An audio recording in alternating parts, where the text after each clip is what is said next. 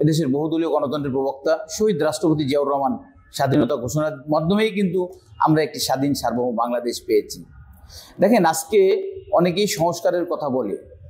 আমি মনে করি সংস্কারের সত্যিকার সংস্কারের জনক যদি বলা হয়, আধুনিক বাংলাদেশের রূপকার যদি কাউকে বলা হয়, সেটা নির্দ্বিধায় আমরা শহীদ রাষ্ট্রপতি জিয়াউর রহমানকে বলবো। শহীদ এদেশের ৩০ লক্ষ শহীদের রক্ত বিনিময়ে আমরা একটি স্বাধীন সার্বভৌম বাংলাদেশ পেয়েছিলাম। আমরা স্বাধীনতা পরবর্তী কি দেখলাম? একটি রাজনৈতিক দল যাদের প্রধান গ্রেপ্তার হয়ে পাকিস্তানের কারাগারে ছিলেন, যাদের অধিকাংশ নেতৃবৃন্দ দেশের সীমানা পেরিয়ে পার্শ্ববর্তী ইন্ডিয়াতে তারা বসে বিভিন্ন পত্রপত্রিকায়, তৎকালীন পত্রপত্রিকায় দেখলে বোঝা যাবে তারা রাজনৈতিক এই আন্দোলনের দিকে মনোযোগের বেশিতে তারা নিজেদেরকে নিয়ে বেশি ব্যস্ত ছিলেন।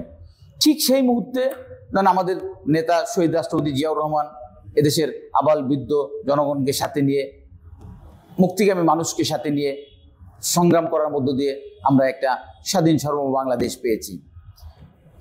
স্বাধীন সার্বভৌম বাংলাদেশ পাওয়ার পরে শহীদ রাষ্ট্রপতি জিয়াউর রহমান ব্যারাকে ফিরে গেছেন। পরবর্তীতে সেই রাজনৈতিক দল যারা মুক্তিযুদ্ধের দাবিদার হিসেবে নিজেদেরকে সবসময় মানুষের কাছে উপস্থাপন করে, সেই দলের নেতারা একটি সরকার গঠন করেছেন।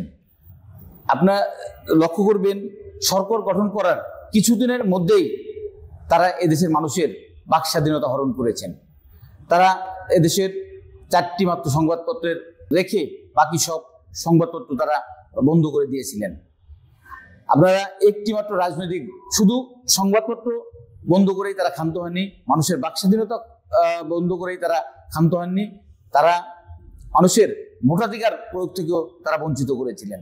তারা বহুদলীয় গণতন্ত্রের পরিবর্তে তারা একদলীয় বাকশাল কায়েম করার মধ্য দিয়ে এদেশে আবারও একটি ফ্যাসিবাদের জন্ম দেন। আমাদের নেতা শহীদ রাষ্ট্রপতি জিয়াউর রহমান উনি কিন্তু রাজনীতিতে আসতে চাননি। সিপাহী জনতার বিদ্রোহের মধ্য দিয়েই কিন্তু এদেশের জনগণ ওনাকে আবার এদেশের শাসন ক্ষমতা অধিষ্ঠিত করেছেন। উনি ক্ষমতায় এসে সবচেয়ে বেশি সবার আগে যে কাজটি করেছেন, একদলীয় বাকশালকে বাতিল করে দিয়ে উনি এদেশে বহুদলীয় গণতন্ত্র প্রবর্তন করেছেন। সকল রাজনৈতিক দলকে স্বাধীনভাবে রাজনীতি করার সুযোগ দিয়েছেন।